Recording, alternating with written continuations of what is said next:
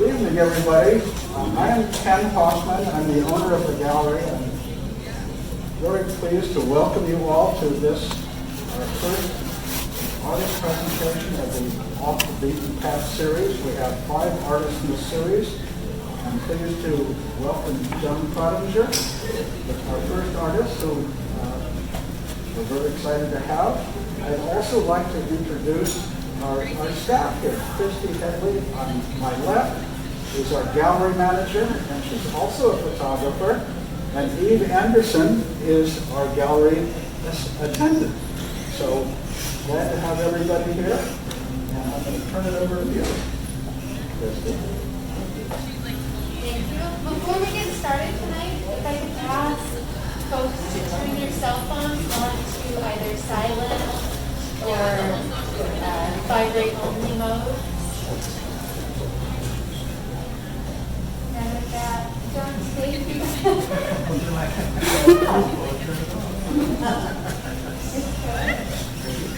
Yeah, thank you all for joining us. So I'm looking forward to getting to know Jon a little better. We're so glad to have him showing with us at the gallery. But a handful of weeks ago, he saw one of our ads run in a local newspaper, and he called the gallery really excited. We thought he was kidding. Is this really a photo gallery here? What are your hours? We just really love the conversation. So I haven't been part of Jon's photo career for very long, but it was really enjoyable talking to him, and I'm looking forward to getting to know him a little better tonight over this. With that, how did you get started in photography?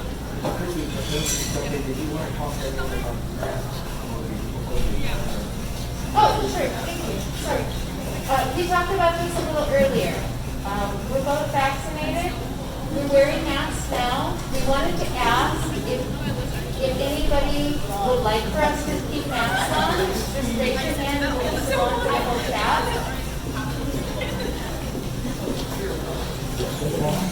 Yeah. Okay, so we're going to on, off. Okay. Then we can Thank you. And thank you.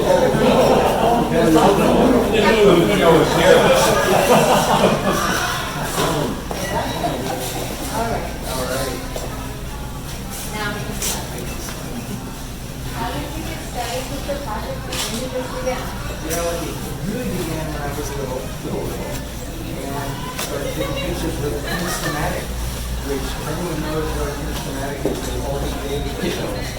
There hasn't been an Instamatic, I don't think, around in quite a while. They were beautiful cameras from the 1960s and 70s, where they had special film canisters you could drop into the camera, and there was a battery, and it would automatically wind the film, it would advance the film, it would rewind the film, and they were a lot of fun and very easy, the original point-and-shoot camera. So I started with one of those. And when I was little, I actually took not only color, but found black and white Instamatic film. And I actually took my first black and white films when I was a little kid. Pictures of trees and things that who would ever want to take pictures of trees? I don't know. The same thing here. The same thing here, but back then it was I got some funny looks from my parents, mothers, but I didn't take pictures outside vacations for many years. I had an old Kodak 35mm camera at home. I would take color prints and slides.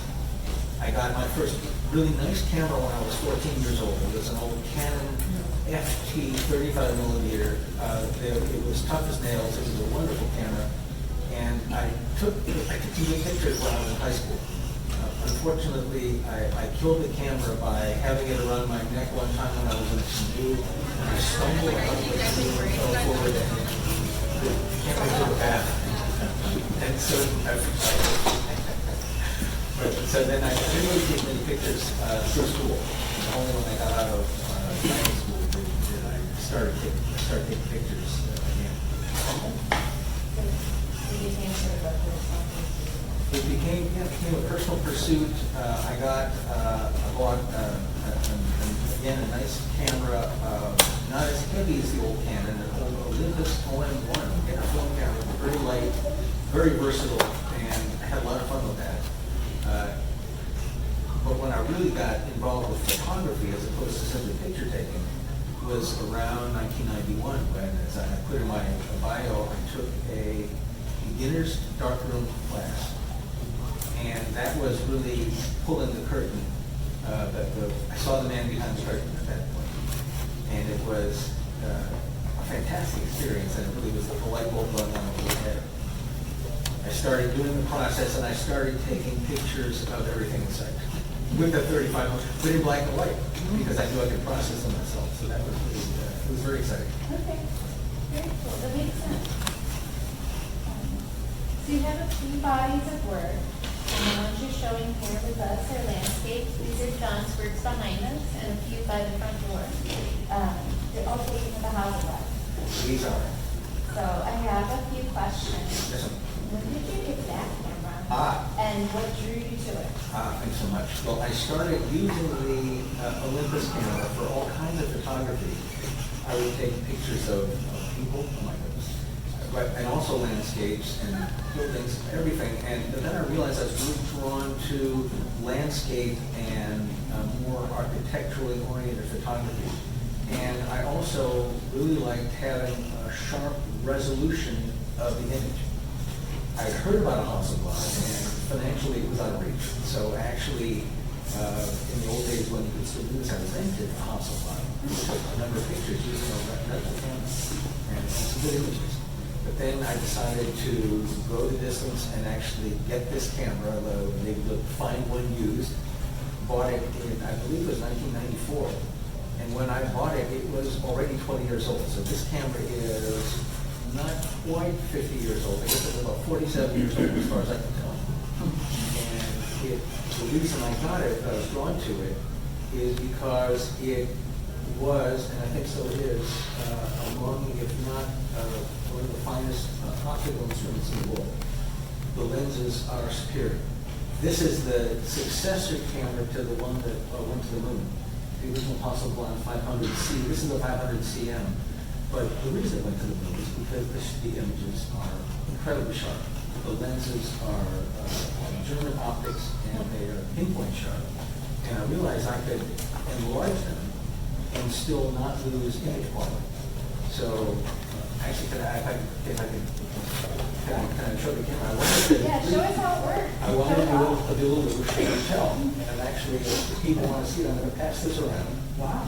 It's heavy, so be forewarned. I appreciate it. It's a tough camera. But one reason that it's so good is because it's incredibly versatile. It is completely modular before people were talking about modular things. It, first of all, has the detachable lens here and a lens cap. And I do many, if not most, of my landscapes with a red filter. You'll see through, now if you can see this, it's actually a red piece of glass. It's optical quality glass, and it diminishes the light coming from the lens.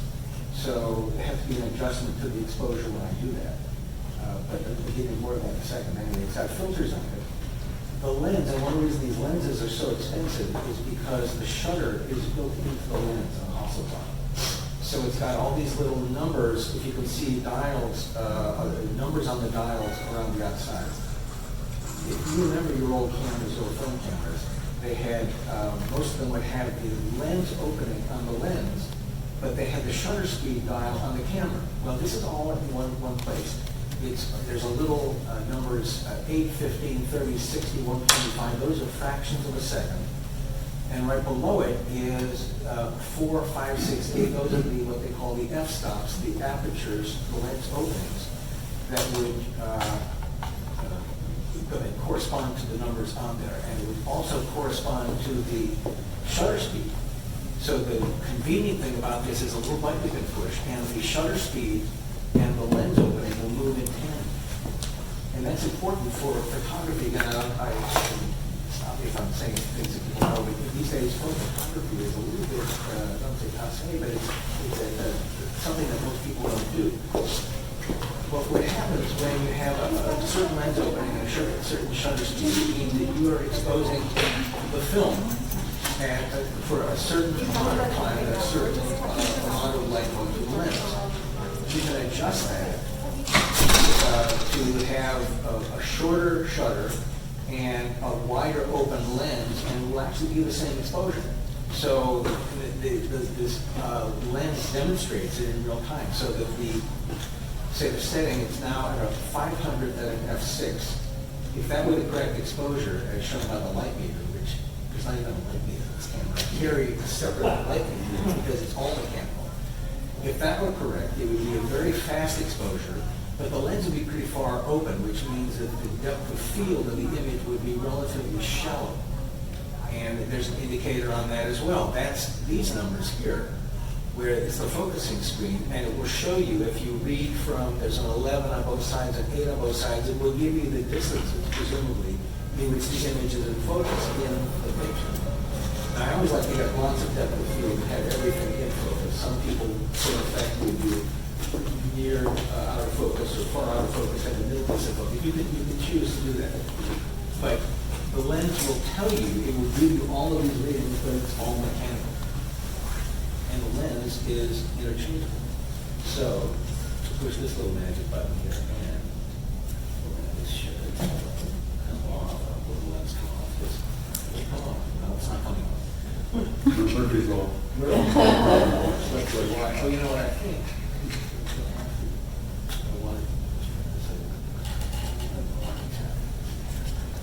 Okay.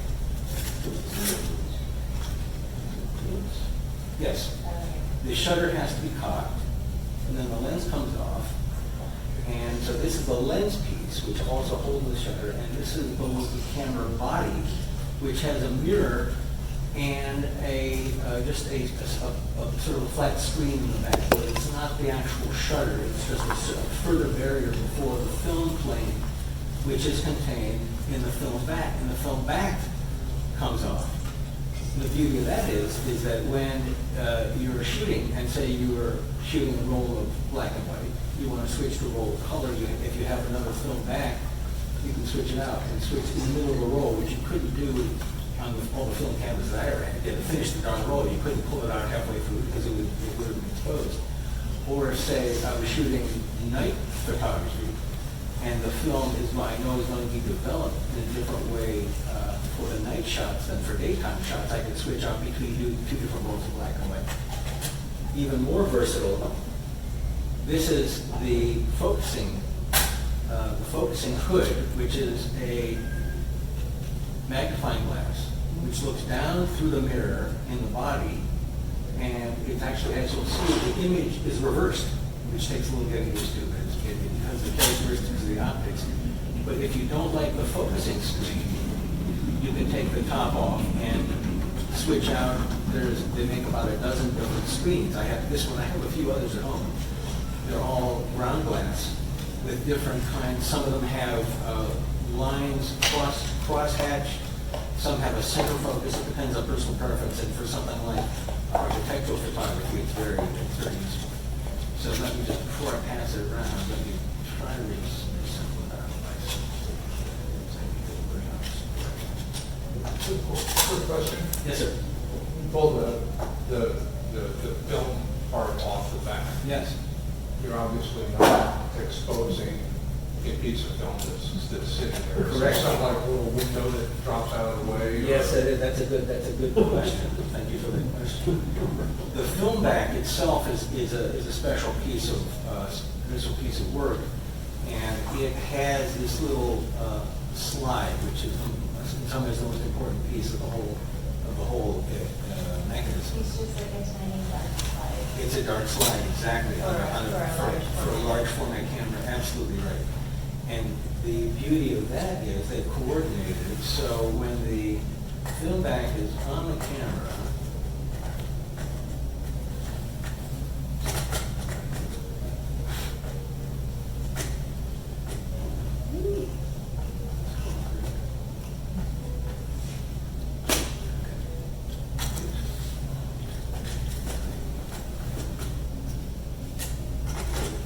You can do it.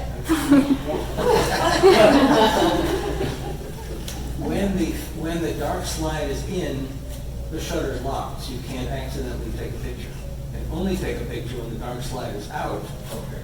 And then you can take a picture, manually wind it, and take another picture. There's actually a little window here on the side which will tell you how many pictures you have left. But once the dark slide is out, you cannot accidentally pull the film back off. You're not supposed to be able to. It locks it onto the camera, so you can't accidentally expose the film that way. Until you put the dark slide back in, you cannot remove the film back on the camera. So it's quite well thought out. What kind of film do you use? For these, have used Kodak Triads. It's not the best film in the world. It's versatile. It's fast. It's not the finest grain. There's many things wrong with it. A lot of people talk your Triads. Why do you like it? Well, because at least at one time it was very widely available. It was easily processed, and it was very forgiving in terms of range of exposure. You could mess up and not really mess up. So from that point of view, it was a good film to use, and I managed to get some good images out of it, which was pretty good. Is part of that because you've got a large enough format? Just try it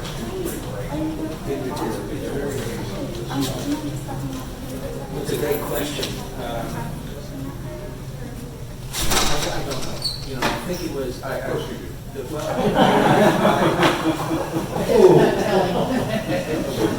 I know up to a point. I mean, I never really experimented with other films. I have no base for comparison. I used to use I had a custom lab developed. They used a particular film developer that they used at a certain concentration and time, and they got good results on those. The negatives were good enough grain that I could enlarge them at least this much, and even the bigger negative. Excellent. Good results, and good results with went all the way through, and that's we can talk about that too. How part of photography as opposed to digital imaging now is that the camera is just the beginning, and the camera is when you make the negative, you adjust it at the start, and then you've got to print the negative. In the printing process, the darkroom process. Ansel Adams wrote an entire book on the negative, an entire book that he called The Print, because he was a master technician in the darkroom. And a lot of his images resulted from what he did in the darkroom. And I've got a little excerpt from his book, it's called The Examples, The Making of 40 Photographs, and talking about the image that I speak of in my art statement, Reyes Hernandez, which is very interesting to hear what he has to say. We'll go into that later. But he talks about it's a combination of extremely nerdy, boring, technical details of the film and the darkroom, and then this idea that it really was a romantic, dramatic image that happened in many ways by chance. And only one negative, and that was the thing. But it's actually kind of fun to do a little reading how his take on the darkroom work, which is much more technical than mine was, but it's the last step in that process that begins with the camera, begins with the negative. And the print itself, the darkroom is not the final step, because there's so many things can go wrong. I'm always amazed when I got the image. And got a final video decided to put it in their frame. And things go wrong. There are 40 ways for it to go wrong. Anyway. And you do your own printing?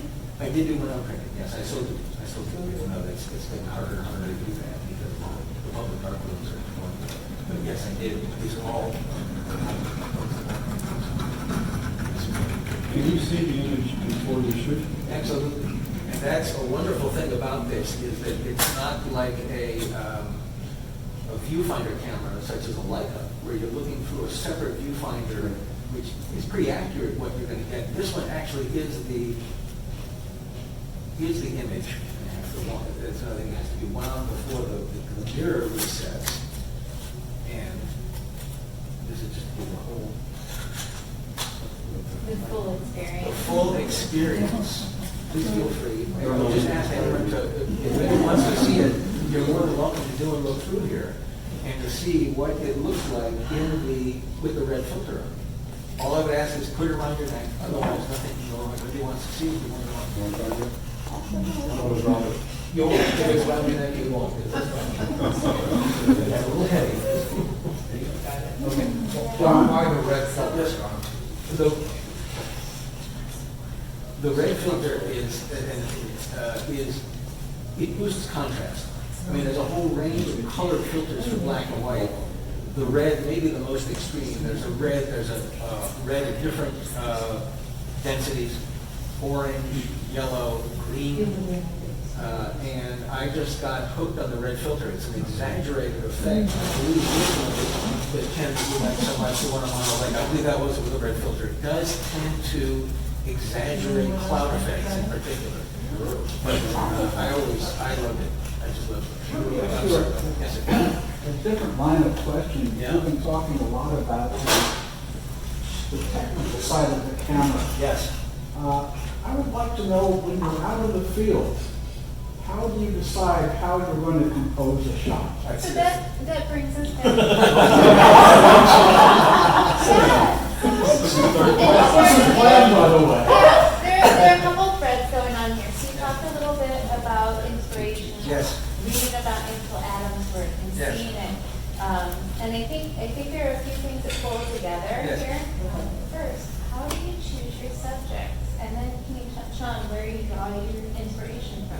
There's such great questions. You know, I've been giving this a little bit of thought as we're approaching this interview.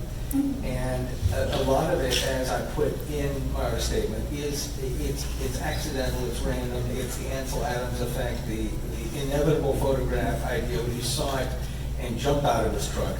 And that happens. You know, the light has to be right, the conditions have to be right. Sometimes you get one shot before the light changes. It's tough to plan that. You can go to places that you know will be scenic in one sense or another. And I'm doing landscape, so I'm not looking for people. That's when I'm not looking for people. Generally not looking for livestock, even though I do like cows. I've got some good shots of cows. I've got one wonderful shot of a herd of cattle crossing. No, we haven't. There's more to come. But they crossing. It's called Crossing the Road, Middlebury, Vermont, and it's a herd of cows. And I just happened to be there. There were these cows. So I grabbed the camera and shot it, and it turned out to be a nice shot. A little crowd shot, but not people. But otherwise, you just have to put yourself in the right place at the right time in what you hope is the right lighting, but keeping your eyes open, one's eyes open, and then hope for the best. And as I say, because the process of film photography is it's so tenuous in so many ways, not hoping that what you see through the camera lens will be ultimately translated into a final print.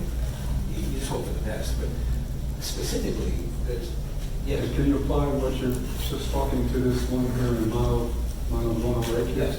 Because it's yours. I mean, that's a wonderful picture, but Thank you. is that what happened there? It is to some extent. We were at Model Lake many years ago, and it was a thunderstorm moving in, and it looked promising in terms of the light, and especially so when I looked at it through with the red filter on it.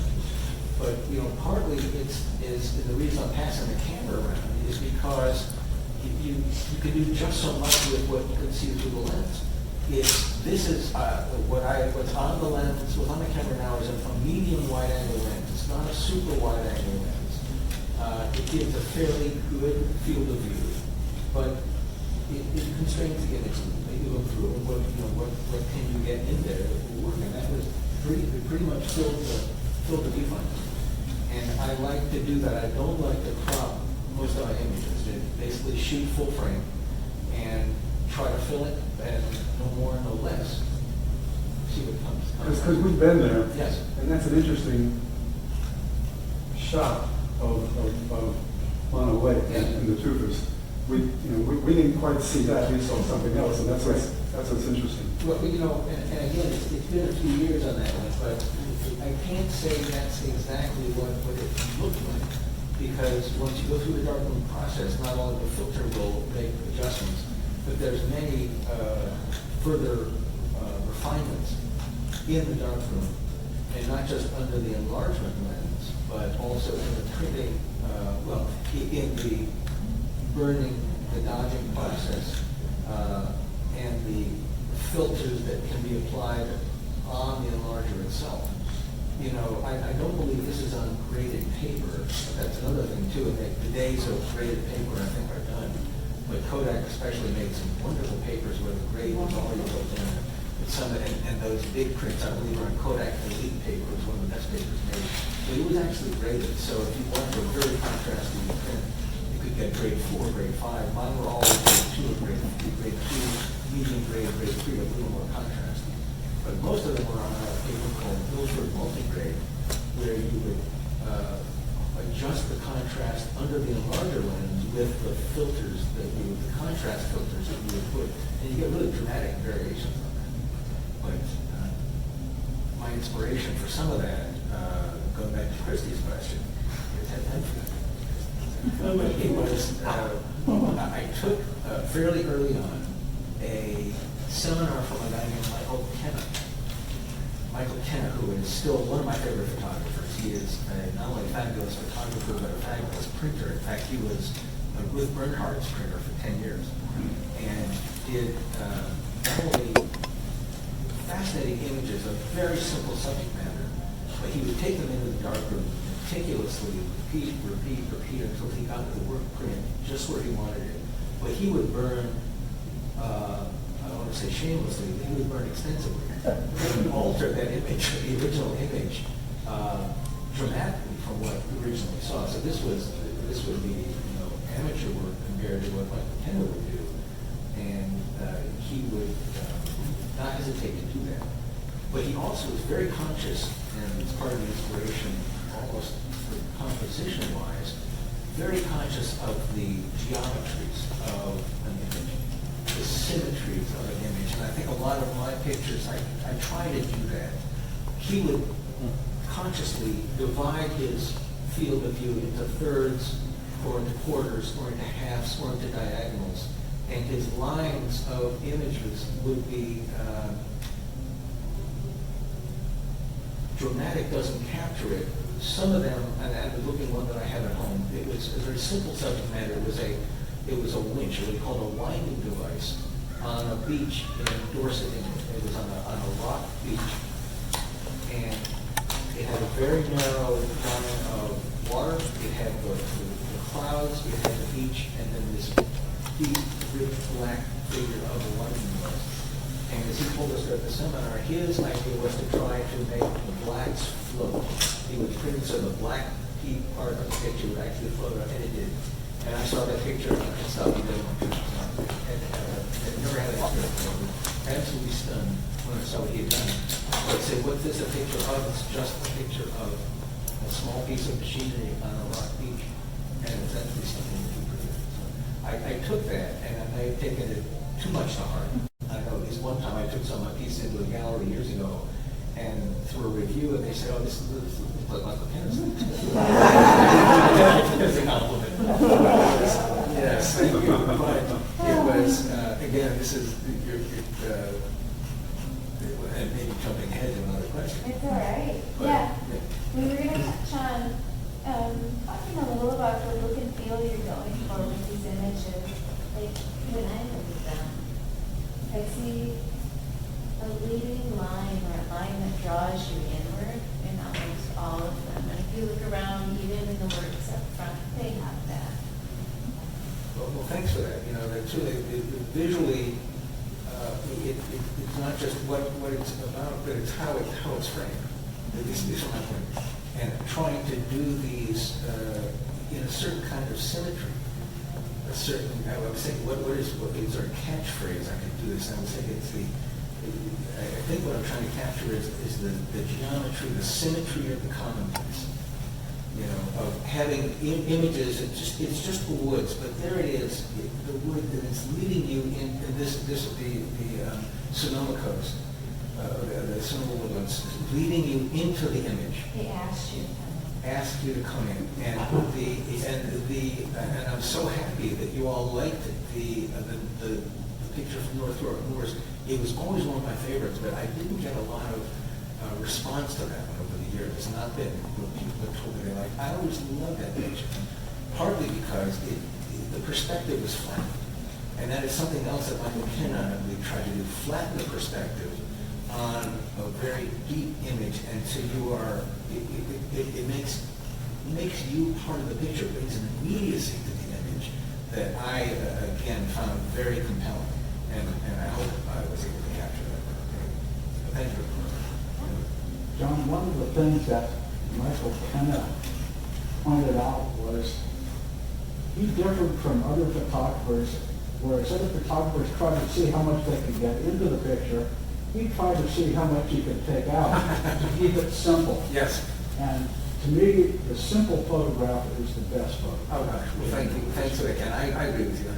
Yeah. You know, I have to say, looking for inspiration and something I brought with me, you know, I quoted I hope not a too pretentious a way, but in my artist statement, a line from John Keats' poem, and in his the first line of the famous poem, "A thing of beauty is a joy forever," which I believe it's so often quoted it's become trite.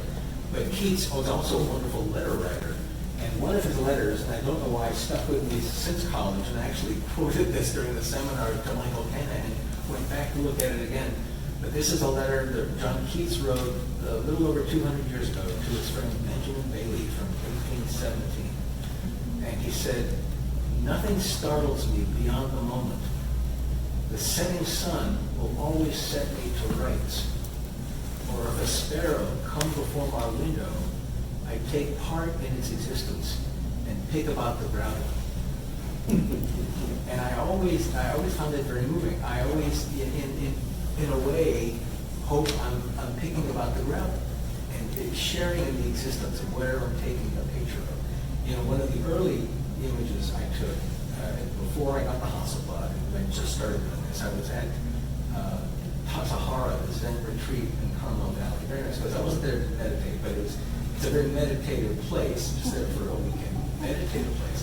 And it really does quiet the mind. And I remember after a couple days that I saw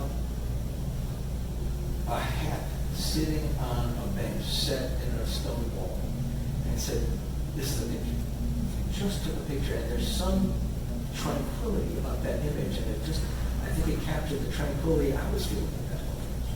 And that's not really a projection, but maybe if I can translate the way I'm feeling about what I see into the image, then I've succeeded. But that was, and I think it was the first picture I saw of a colleague of mine saw that and said, "I would look like that picture." I think she had the sense too. It was just a hat. It was just a bench. There was no movement. There was no action. But it was peaceful. That was the inspiration. That was the inspiration. If you have a copy of that image. I have it somewhere. I would. Okay. So you touched on your artist statement, and if you haven't read it yet, I recommend you spend some time with it. It covers a lot of ground, and it is both inspired because it talks a lot about some of your inspiration as an artist and a maker.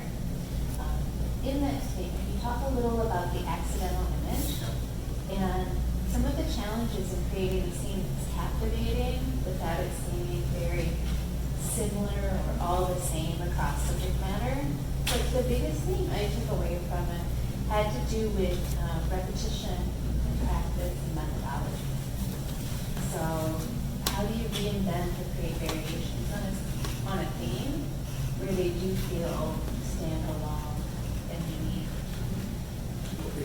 The real question is, do you have a go-to approach when you begin a photograph, or a consistent way of approaching a project to get you there? Hope. It's a great place to start.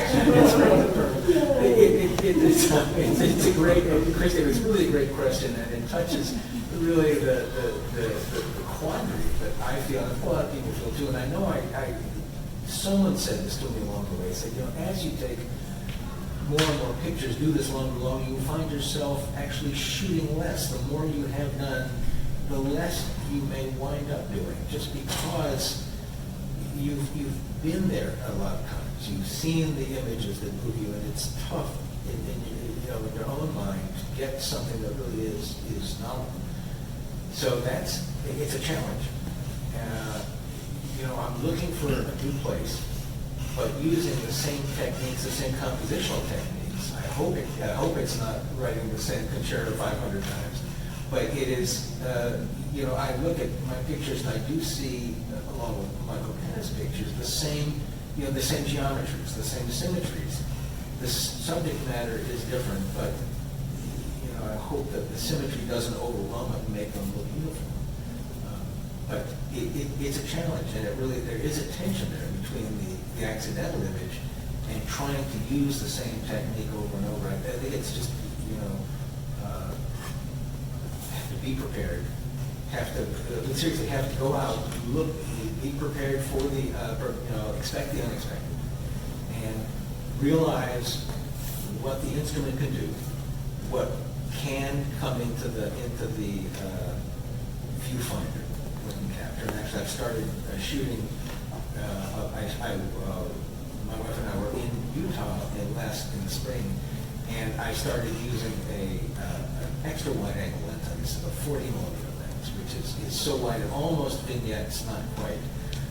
The problem with that was that there are no red filters to be had for these lenses. So what I did, I just got a piece of square rattan glass and using some duct tape and double wrapped some duct tape and stuck it on the front of the lens so that then we'll see how that works. But they're wonderful images, and it's a wider field of view, and I only bring that up because it literally expanded the horizon of the image a bit more. But still the quandary, what is going to work? It's part of the struggle. Does that the long winded? I hope it doesn't you evaded the question. You didn't evade. Okay. I think when I look at these, I see a shared language between the images. Oh, thank you. But I could see changing the field of view on the lens. Yeah. Starting over with a different structure. It would. I hope it just expands the existing framework without altering it too much. I really do try to center the image.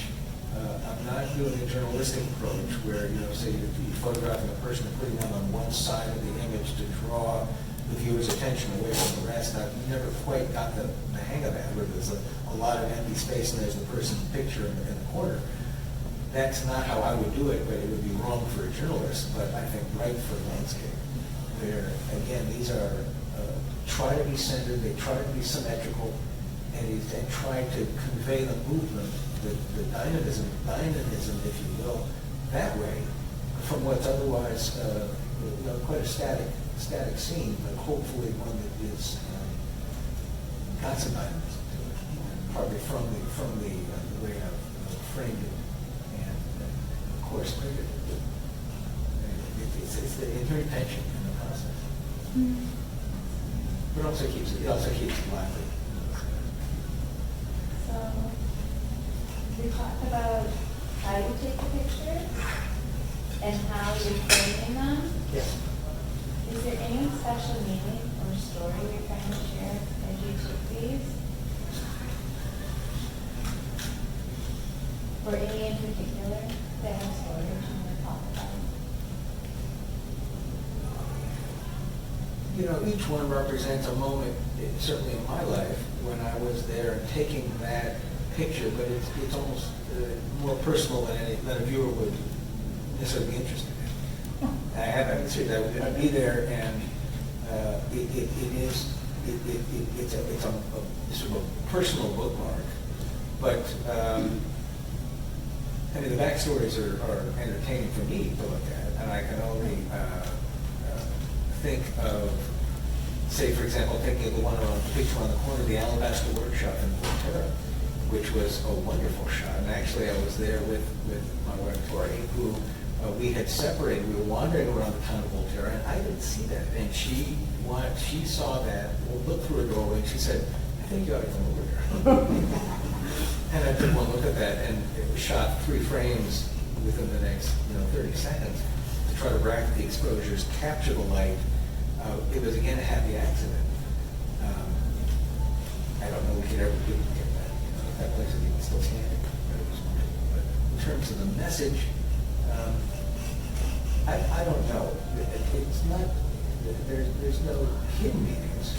I think the message is to show, use Ansel Adams, the range of light, what's possible with more or less pure form and pure light. That's the beauty really of black and white photography, is that it is only about tones. You can take a picture of something, but you have no color depth or dimension to rely on. Someone once said, color photography is prose, but black and white is poetry. And it really is poetic if it works properly. I mean, the images are evocative. I hope they are leading one to wonder what happened, what's about to happen. Is there going to be, is the rain about to fall? Where is the horizon line on the North York Moors? I hope they raise questions in the viewer, that they're not just static images, but not really meaning. I guess people take their own personal meanings out of it. But I don't have an agenda on this. So you mentioned photographing in Utah. Yes. Are there any other photo projects in the works? I have a secret desire to start photographing barns. Barns are wonderful, and I know I have. There's a barn on Platform Bridge Road in Nicasio that is I've had my eye on for years, because the angle of the light captures it's highlighted on one side and shadowed on the other depending on time of day, and I want to go out there and do it, and I'm going to do it. But I guess that's a project. Someday they're going to turn down the barn, you can say, oh, I just I hope it. But otherwise, not really. Just getting more of the Utah pictures get developed. There are some good ones. There's some interesting pocket canyons in Utah, which are a wonderful range of light and shadow, and even small streams running through them. We were hiking down and got some interesting perspectives, and so I need to get those developed. So that's another project too. But,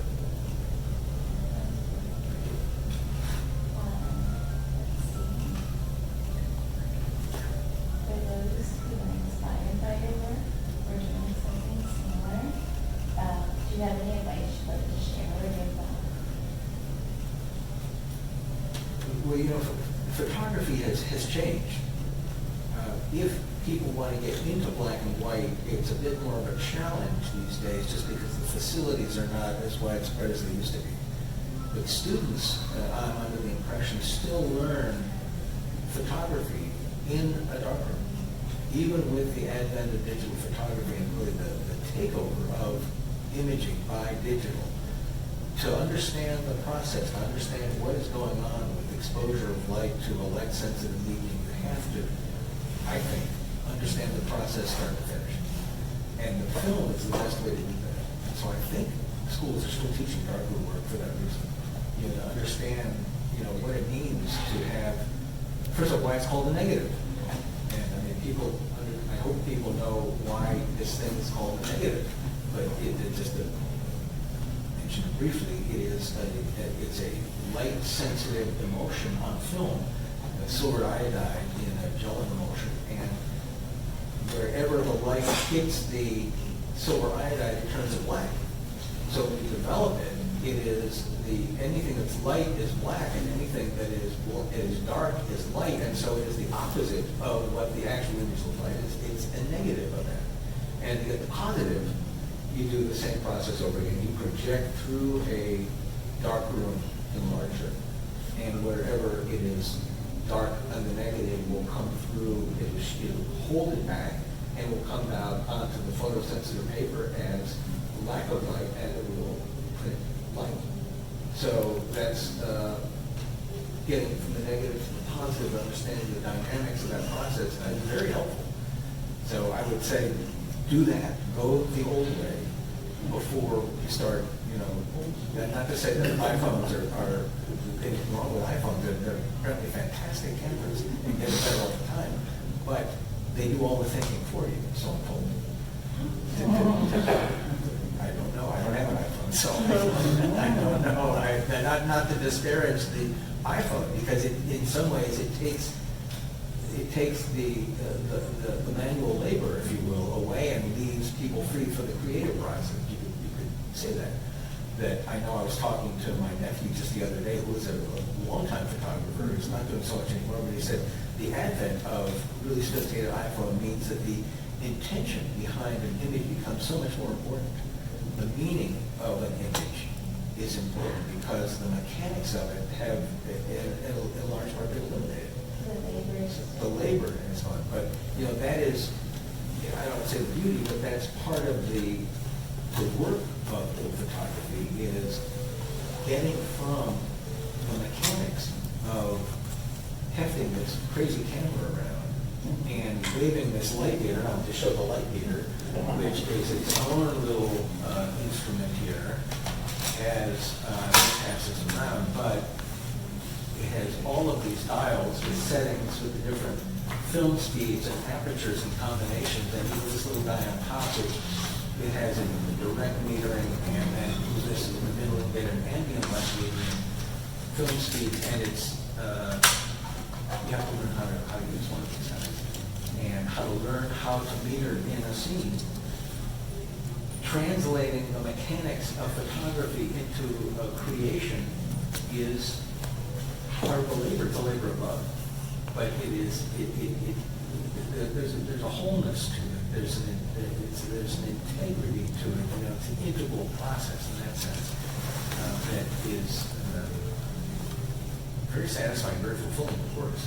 It's a bit random, which is why I say go into a project with hope, because you simply do not know how it's going to turn out. And I just have to look at this.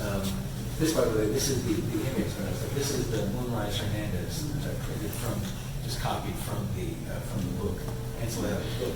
But even he was saying, because he had exactly one negative because of changing light conditions, and he said the negative was quite difficult to print. It's difficult to make prints from this negative. I truly like papers differ. Toning sometimes gives unwanted density changes. It's safe to say that no two prints are precisely the same. But he also said it's a romantic, emotional moment in time. The mood of the scene requires subtle value qualities in the print that I feel are supportive of the original visualization. The printed images varied over the years. I've sought more intensity of light and richness of values as time goes on. So even for Ansel Adams, the print was a dynamic process at the time, and it reflecting the original happenstance nature of the image and take it from there. I know when people saw in the museum, Census and Museum Modern Art Show of Ansel Adams a number of years ago, they had different images of his printed 30, 40 years apart, and they were he did print them dramatically differently. Interesting to see how even that process from the same negative can be done. So even though this is mechanical, the labor can create a lot of variation. I think that's fair to say. I have one more question before we go to questions. I'm going to do 2 of these cards. So both of these cards are from other exhibits Jon has had and other bodies of work. Can you tell us a little about these two? Oh, thanks so much. This one was, and I can't recall how I was drawn so much to industrial work, but again, that is one of Michael Kenna's gigs, and so I owe it to him again. He is, I think, famous for shots of nuclear power plants in England, industrial scenes. A lot of it is night photography as well, and this is a night photograph. So it combined what I think is a very beautiful image with shooting at night. One of my proudest possessions. I had driven over to Rodeo, California, overlooking I think it was a Volterra refinery. And I said, people are happy to talk about these days, but I set up my tripod, overlooked the refinery, and had it open, and hired the patrolman was up and said, "No permit to do this." So I realized you needed a permit to photograph. In fact, you do need a permit to photograph the side of the road. And so I got a ticket. So it said, photographing oil refinery without permit. And I framed that when I got to it. But this night photography, again, was Michael Kenna's, one of his specialties. And one of the things he taught us about in this seminar that I took, and I mentioned early on how the numbers on the edge of the Hasselblad lens correspond, and they move in tandem, 120, 50, 11, so they move in lockstep. That's what photographers call exposure reciprocity. It means you're going to get the same exposure from the varying f-stops and shutter speeds, but that works only so long as your exposure is less than 1 second. Once you get past the 1 second exposure, instead of a straight line, it moves into a curve. And so then, if say you use exposure for a minute, you in fact have to expose it. What your light meter will tell you is that in fact you have to do for 3 or 4 minutes. And the curve goes up. And so if you are exposing, say, for 30 minutes, which this one was, I think it was a several minute exposure, you really should be exposing it maybe for 2 hours. And Michael Kenna was a specialist at that, and he would do that and get amazing effects of these night photographs. And again, this is another one where this was, again, I was with my wife Tori, and we were in Death Valley. And this was, I believe, about a 7 or 8 minute exposure. That you not only need to compensate from what the meter they tell you, but you need to underdevelop the film because you're overexposing the negative. So to preserve the contrast ratios, the film has to be underdeveloped. And so I would just rule of thumb it underdeveloped by 20%. This one was worked out nicely. And this was, again, a bench series. That I might want to do some more benches. I'm curious about the bench series. But this one, very happy about this one. This is now in the permanent collection of the Irish Museum of Modern Art, Dublin. So that was, I guess somebody else liked it. But this was I consider this one a great success. But again, it was by chance. Didn't know how it would turn out. And the exposure was right, and these little ones of Star Trek was coming in. People feel free to take one home because it was long enough that the movement of the Earth created the light effects of the stars. That was fun. But I have a couple of night pictures over on the side there, the ones from Rome. I would not super night photography in the sense that the only exposure was from starlight or the light, because there were street lights. They weren't super long exposure. They weren't minutes long. They might have been 10 or 15 second exposure, something like that. I think we have some time for questions. If anybody has one. I'm just curious, do you keep a record of each photograph that you take in terms of exposure? I did. You do? I did. I had a notebook. Yeah. The notebooks have been misplaced theater and but yes, I would try to do that. And it was important, especially with the night photographs, to get an idea of what would work to try to duplicate them. I was lazy. I did it, but not as consistently as I should. And you don't do it anymore? Not so much. Most of what I'm doing now are daylight films. So, and I should if I were really doing it. But you could keep doing that, the basic exposures, and then you can start doing the darkroom exposures. I do make rotations on the back of a print, so I do know what the filters, what the exposure, the time is, certainly what negative it is. But that, as far as a notebook type record, I should. I haven't done it. Do you make one print of each photograph, or do you just do a series of prints? In terms of? Just when you have a successful photograph, Oh, gosh. or print it, do you print it multiple times? Oh, it's a great question. To get to what we call a successful photograph, you really have to do a lot of what are called work prints. Many work prints, most of which are useless. And ultimately, they may all be useless. But certainly to get to the point where it looks right, I have to print it multiple times. And then I would do that if I get a good exposure. But the process, again, it's the laborious process. To get a one print in the dark room, it takes about 15 minutes. So if I could do 4 an hour, I was moving right along. So to get 8 or 10 prints would be 2 or 3 hours of steady work without a break, just because of the chemistry involved. Exposing, first marking the print, and then putting it on the enlarger, and possibly spending more time dodging and burning and whatever, and then putting it through the chemical bath. And as you know, if you've done that, you can't even look at the print until it under a white light, because you use a red light in the dark room to print. You can't look at it under a white light until it's been through the stop bath for probably a minute to a minute and a half, so that the image is secure enough to even examine it. And then you can look at it and say, so, or do this, or try it again, try another iteration. So it's a real laborious process. Any other questions? As promised, I have a provocative question. Okay. Mary's an artist and she works in studios at home. She's done work in oils and then she's doing watercolors and acrylic. So I'm aware of her process. And she starts with a sense of where she wants to go. Yes. And this goes back to some late night DS discussions I had in college, where one side would say, a photographer is a data processor, not an artist. That what a photographer does is, the monkeys in the typewriters, let's throw 1,000 images out there and we'll find the one which works, and that's the one we're going to use. And someone said, I didn't say that, they said that. That's not an artist. That's simply mass data selection and manipulation.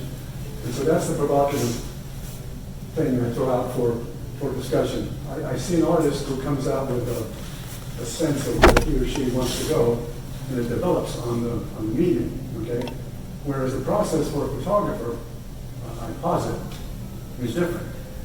I appreciate the artistic contribution you made, but I'm saying that's worth some discussion, because you could say, okay, let's take 10,000 pictures, and we'll find the one that we're going to go further with.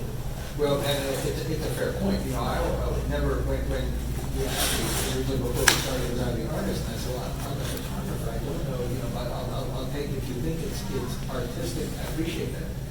It is really a record. It's a manipulated record in the sense that I don't have to sit down and have skill as a painter, or as a drawer, or even a printmaker. All I have to do is see it through the lens and push the button, and then take what is recorded there and try to manipulate it to the point where I'm happy with the image. But it's not like I have to draw the image. I don't have to see that. The camera does the same. The camera does that too. So I don't want to say photography is not art. I think it ultimately is, because you do so much to it along the way. You do so much to the image that it's not just what you see through the lens. That's not the end of it. That's really just the beginning. But I think it's debatable whether it's an art form, the way to say painting. I don't know. It's a great question. I think it is. Okay, well, thank you. I mean, as a photographer too, you're looking at the world out there, you're making a selection. Chris? I just want to plug in one thing. We have a question here. Yeah, but so much of what you just said about taking a stance and taking a picture, and you're not sure if you're an artist Yes. because there is labor involved. Yes. If we go back 2 questions ago, you walked us through a chemical process that you're using your hands to perform and manipulate. Yes. And even if it takes a little while to see what the changes are, you're having to track and assess. It's not, even if your camera has different accessories and ways to change the outcome, it's not a magic box with a single button. It's true. And, it's funny because I was thinking back of a question that Michael Kenna, in his modesty, would say people would call him, they said, well, you're not a photographer, you're a printer. Because he manipulated the image the was so heavily in the dark room that you almost couldn't tell what had been there originally. And so he was just doing it, he was painting, but I think, that's what it takes to hold power to him, because his images are so dramatic, and the manipulation was so skillful. I think back, he showed us in this workshop where he took an image, he took a negative, and he had an eye surgeon scalp, and he actually scraped off part of the emulsion. He didn't go all the way through, scraped part of the emulsion to alter the image on the negative. And remember, he showed us that people were shouting at him. He said, "You can't do that." He said, "Well, yes, I can." But it was He was breaking the rules that they follow for their photography. yes, but it took an incredible amount of skill to do that. And I think it did. And you look at the print, and he couldn't tell that had not been there. He just simply wiped it off, but doing so mechanically with a manual manipulation was spectacular. Is it art? I think it's art. But I do that all the time with Photoshop. They'll get an image, and it's not what I want. That's true.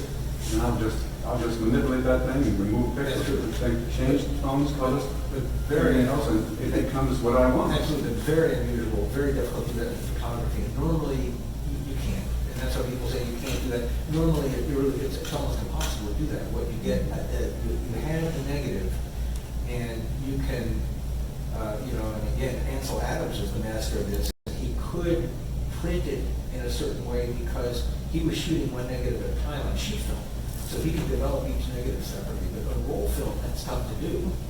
Printing is easier because you are doing one print at a time. But again, the manipulation, there's just so much manipulation you can do. You can dodge, you can burn, but it's not like a Photoshop type of thing, which for better or for worse.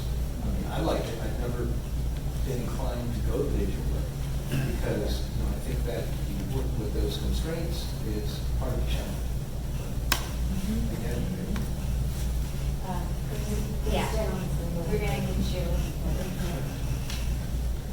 You talked about poetry and prose earlier. Yeah. And Ansel Adams used to refer to the negative as the score, yes. and the print is the performance. And each one was different. And he also screamed. He also painted. Right. The moonlight. Right. And if you look at a contact print of that negative, it's entirely unremarkable.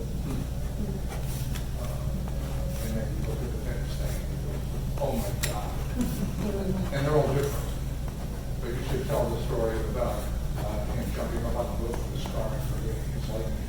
Well, that's what I would need to probably place on that, but then to read from his description because it really is quite, it's quite amusing. He said he'd been having, he said, making this photograph, and certainly my most popular single image combined serendipity and immediate technical recall. I felt at the time that it was an exceptional image. There seems to be an almost prophetic sense of satisfaction when the shutter is released for certain exposures. He talks about he had a bad day filming it elsewhere in New Mexico. And he said, we were sailing southward along the highway not far from Espanola when I glanced to the left and saw an extraordinary situation, an inevitable photograph. I almost ditched the car and rushed to set up my 8x10 camera. And now he's immediately becomes Ansel Adams, the photo nerd. I was yelling to my companions to bring me things from the car as I struggled to change components on my Cook triple convertible lens.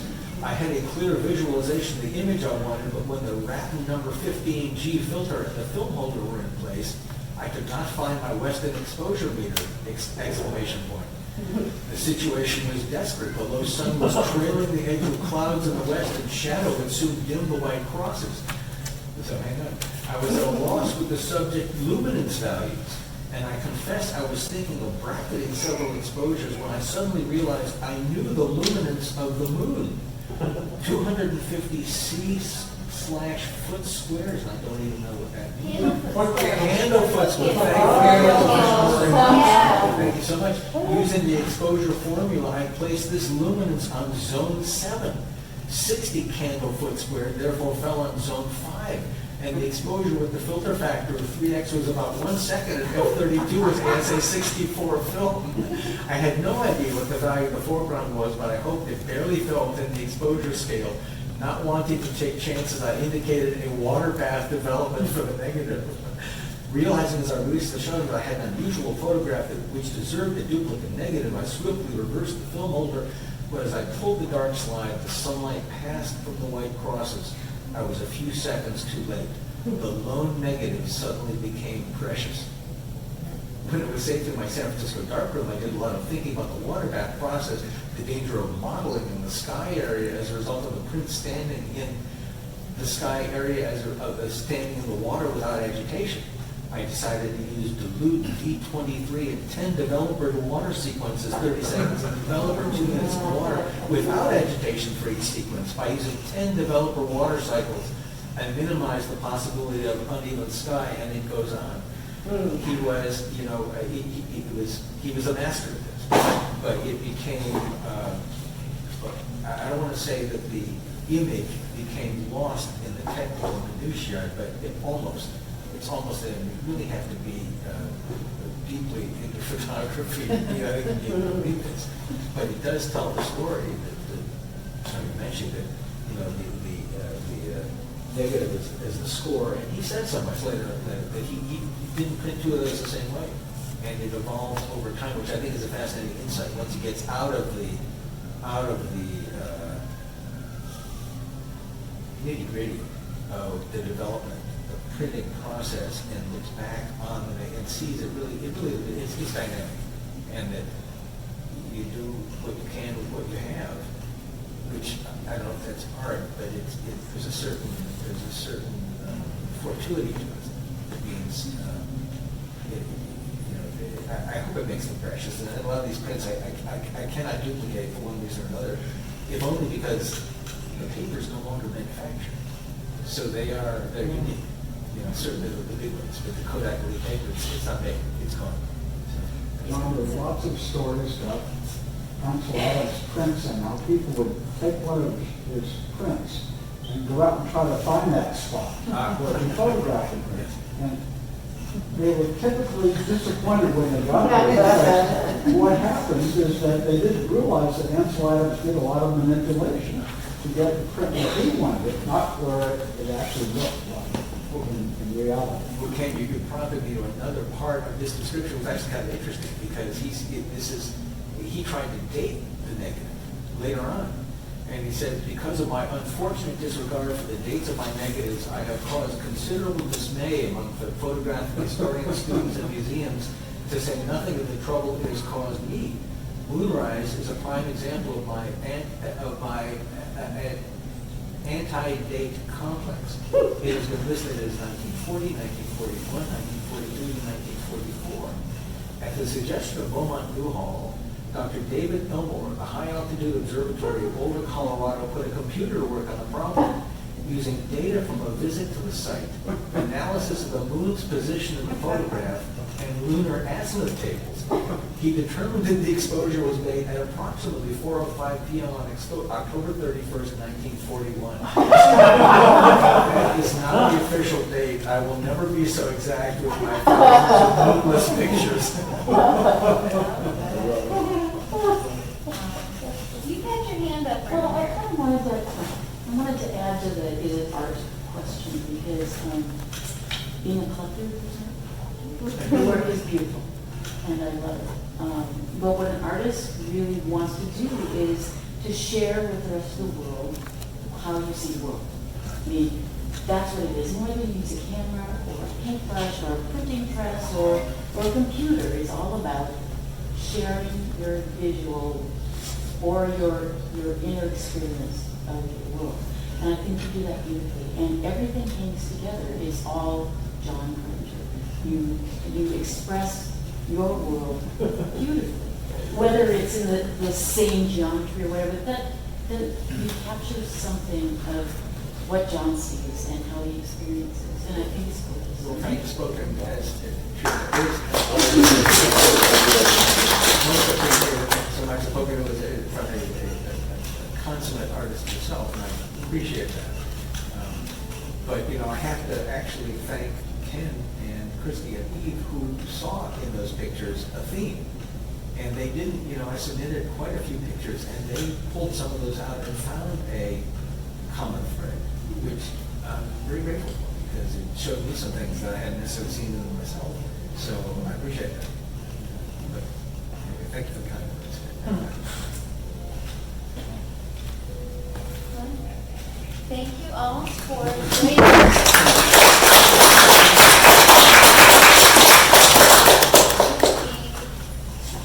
Wrapping up here shortly, but our gallery is open until 7. So if you want to stick around, speak with the artist, check out any of his artwork or any of the other work we have available in the show, please do so.